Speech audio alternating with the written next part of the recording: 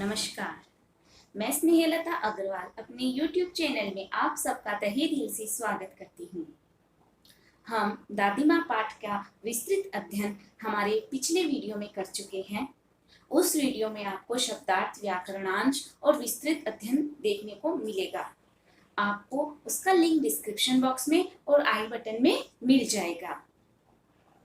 आप मेरे चैनल को सब्सक्राइब जरूर कर लें और जिन्हें भी इसकी ज़रूरत हो उनके साथ शेयर जरूर करें। कोई भी सुझाव, कोई कमी आपको दिखाई देती है तो आप कमेंट बॉक्स में जाकर मुझे इसके बारे में बताइएगा।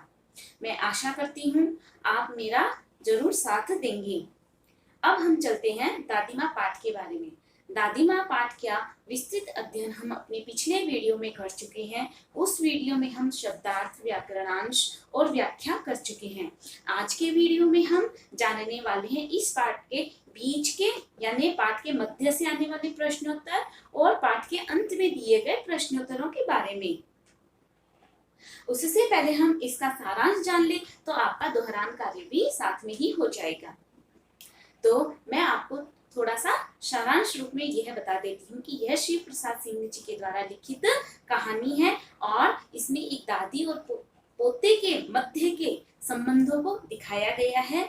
दादी माँ पाठ में लेखक को एक चिट्ठी मिलती है। उस चिट्ठी में उन्हें उनकी दादी माँ की मृत्यु का समाचार मिलता है।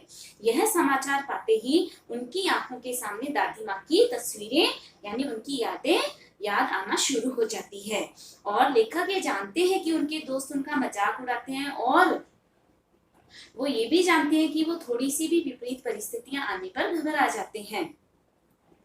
आगे लेखक कहते हैं कि जब ग्वार का महीना आया था उसमें जलाशय में नहाते हुए वो बीमार हो जाते हैं तो दादी माँ पूरी साफ सफाई का ध्यान रखती है और उनकी दवाई का ध्यान रखती है, उनका माथा सहलाती है, उनके दालचीनी का लेप करती है आदि। आगे लेखक बता रहे हैं कि दादी माँ को केवल घर के सदस्यों के बारे में ही जानकारी या उनका ध्यान नहीं रखती थी, वो बाहर के लोगों का भी उतना ही ध्यान रखती थी। उन्हें मलेरिया, हैजा, चेचक आदि अनेक ऐसी बीमारियों के नुस्खे पता था जिनसे वो उनका इलाज कर पाती थी और वो अच्छे से जानती थी कि कौन सी बीमारी के कौन से लक्षण हैं। आगे लेखक बताते हैं कि अब मैं बीमार होता हूँ तो मुझे अच्छा नहीं लगता है क्योंकि अब वो शहर में रहते हैं और वहाँ पे उनका ध्यान रखने के लिए कोई नहीं है, इसीलिए अब उन्हें बीमार होना अच्छा नहीं लगता है। आगे लेखक बताते हैं कि उनके घर में किशन भैया की शादी तय होती है यानी सगाई होती है। तो उस समय रामी की चाची को दादी माँ डांट रही होती है क्योंकि दादी माँ ने कुछ रुपए ब्याज पर धन्नो को दिए थे और धन्नो कह रही थी कि मैं अगली फसल में दूंगी, इस बार दूंगी, ऐसे दूंगी। तो वो आनाकानी कर रही है तो दादी माँ उन्हें डांट रही होती है। तो बीच में लेखक आते हैं और वो उसको कहते हैं, दादी माँ को कहते हैं कि दादी माँ बेचारी गरीब है, अब उसे आप मत डांटिए। तो दादी माँ इस बात को जाने देती है।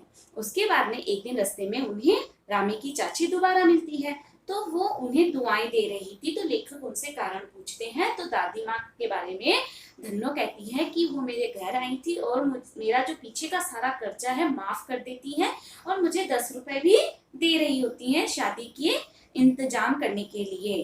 तो लेखक यहाँ बता रहे हैं कि मेरी दादी कितनी परोपकारी भी थी, सहृदय थी, उनके हृदय में दया, ममता, परोपकार की भावना है। आगे लेखक बता रहे हैं कि किशन भैया की शादी तय हो जाती है। उसके बाद में शादी होती है तो बारात जा चुकी होती है। पीछे राघव और लेखक दो रह जाते हैं। राघव उनका मेरा भाई है तो वो लेट पहुंचता है, इसके कारण वो दोनों वहां रह जाते हैं। वहां की औरतें वहां पर अभिनय करती होती हैं तो लेखक को दादी माँ एक पलंग पर, एक चारपाई पर सुला देती हैं, चद्दर उड़ा देती है। तो उन औरतों के हंसी मजाक से लेखक की हंसी छूट जाती है और वो पकड़े जाते हैं। तो दादी माँ के पीछे जाकर वो छुप जाते हैं और दादी माँ उन्हें उनकी डांट से बचा लेती है। यानी यहाँ पर पोते को या घर के सदस्यों को बड़ों की डांट से भी दादी माँ ही बचाती है, ये हमें लेखक बता रहे हैं। उसके बाद में लेखक बता रहे हैं कि दादाजी की मृत्यु पर उनके पिताजी ने खूब सारा धन खर्च कर दिया था। हालांकि दादी माँ ने मना भी किया था, फिर भी वो मानते नहीं है और वो खर्च कर देते हैं। अब घर की आर्थिक स्थिति खराब हो जाती है तो दादी माँ उन्हें अपने मोटे मोटे कंगन होते हैं सोने के, वो लाकर दे देती है और कहती है कि ये इसीलिए तो बने हैं ताकि ये मुसीबत के समय काम आए। तो इस तरीके से लेखक बताते हैं कि मेरी दादी को धन से, रुपयों से और गहनों से कोई लगाव नहीं है, वो केवल घर के सदस्यों की परवाह करती है। तो इस पाठ का सारांश अब हमने जान लिया। अब हम जानेंगे इसके प्रश्नोत्तर। देखिए प्रश्न 1, दादी माँ पाठ में लेखक का मजाक कौन उड़ाता है? दादी माँ पाठ में लेखक का मजाक उनके मित्र उड़ाते हैं। अगला प्रश्न देखिए, लेखक की आंखों के सामने किसकी छाया आती है? लेखक के सामने उनकी दादी माँ की छाया आती है। अगला प्रश्न है, किस महीने में लेखक और लड़के जलाशय में नहाते थे? क्वार्क के महीने में यानी आश्विन के महीने में लेखक और लड़के जलाशय में नहाते थे। प्रश्न 4 है, लेखक बीमार क्यों पड़ जाते हैं? लेखक जलाशय के गंदे पानी में नहाने पर बीमार पड़ जाते हैं। प्रश्न 5 है, लेखक को बीमार पड़ने पर क्या खाने के लिए मिलता? लेखक को बीमार पड़ने पर नींबू और साबु खाने के लिए मिलता। प्रश्न 6 है, दादी माँ क्या लाकर लेखक के मुंह में डालती है?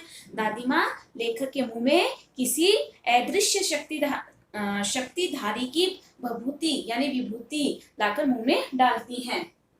दादी माँ सिर पर किसका लेप लगाती थी? दादी माँ बीमार के सिर पर यानी लेखक के सिर पर दालचीनी का लेप लगाती थी। प्रश्न 8 है, लेखक के घर किसकी शादी तय होती है? लेखक के घर किशन भैया की शादी तय होती है। प्रश्न 9 है, दादी माँ ने किसे रुपए उधार दिए? दादी माँ ने रामी की चाची को रुपए उधार दिए। प्रश्न 10 है, धन्नो किसे दुआएं दे रही थी? धन्नो दादी माँ को दुआएं दे रही थी। अगला प्रश्न है, बारात में कौन कौन नहीं जा पाते हैं? तो शादी में राघव और लेखक दोनों ही नहीं जा पाते हैं। अगला प्रश्न है, दादी किसके डांट से लेखक को बचाती है? दादी माँ लेखक को देबू की माँ की डांट से बचाती है। प्रश्न 13, दादी माँ ने क्या देकर लेखक के पिताजी की मदद की? दादी माँ ने अपने सोने के कंगन देकर लेखक के पिताजी की मदद की। प्रश्न 14, लेखक को किसका पत्र मिलता है? लेखक को किशन भैया का पत्र मिलता है। प्रश्न 15, लेखक को किसकी मृत्यु का समाचार मिलता है? लेखक को दादी माँ की मृत्यु का समाचार मिलता है। प्रश्न 16, लेखक को किसकी याद आती है और क्यों? लेखक को दादी माँ की याद आती है क्योंकि उनकी मृत्यु का समाचार उन्हें मिलता है, तो उन्हें अपनी दादी माँ की याद आने लगती है। दादी माँ का उनके साथ आत्मीय संबंध होता है। दादी माँ उन्हें बहुत ज्यादा प्यार करती है और वो भी अपनी दादी माँ को बहुत ज्यादा प्यार करते हैं, इसीलिए उन्हें अपनी दादी माँ की याद आती है। अगला प्रश्न है, दादी माँ क्यों उदास रहती थी? दादी माँ दादाजी की मृत्यु के बाद उदास रहने लगती है। आगे का प्रश्न, अगले प्रश्न को देखिए, लेखक को अपनी दादी माँ की याद के साथ साथ बचपन की और किन किन बातों की याद आ जाती है? लेखक को अपनी दादी माँ की याद के साथ साथ बचपन की अनेक बातों की याद आ जाती है, जैसे रामी की चाची का दुआ देना, झागपूर्ण जलाशय में कूदकर नहाना, किशन भैया की शादी के समय का औरतों के द्वारा किया जाने वाला अभिनय, चारपाई पर चुपचाप सोना और पकड़े जाना, दादी माँ का अपने पुश्तैनी कंगन लेखक के पिताजी को देना आदि बातें याद आ जाती है।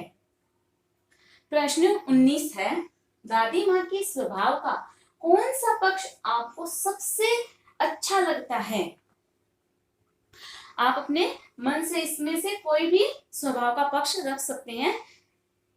जैसे दादी माँ के स्वभाव के अनेक पक्ष हमें अच्छे लगते हैं, जिसमें से सबसे ज्यादा मुझे जो पसंद है वो है उनका उदार व्यक्तित्व का पक्ष, क्योंकि उन्होंने रामी की चाची का कर्ज माफ कर दिया और उसे ऊपर से और रुपए देती है। ऐसा उदार, दयालु पक्ष सबसे ज्यादा अच्छा लगता है। प्रश्न 20, दादा की मृत्यु के बाद लेखक के घर की आर्थिक स्थिति खराब क्यों हो गई?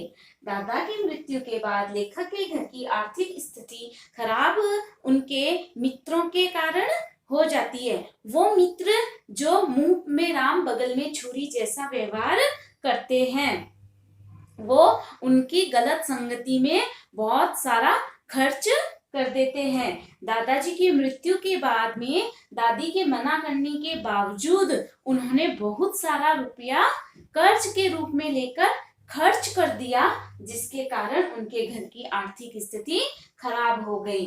प्रश्न 21, दादी माँ का व्यक्तित्व कैसा था? यहाँ व्यक्तित्व यानी पर्सनैलिटी। तो दादी माँ का व्यक्तित्व कैसा था? मजबूत था, उदार था, दयापूर्ण था, दयालु था।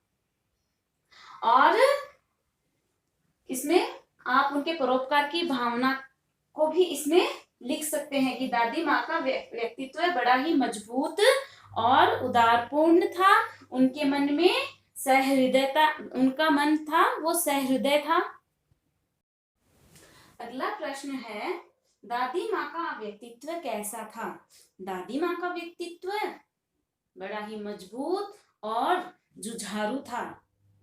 वो बड़ी से बड़ी मुश्किलों का सामना करना जानती थी। दादाजी की मृत्यु के बाद भी उन्होंने अपनी हिम्मत को नहीं तोड़ा।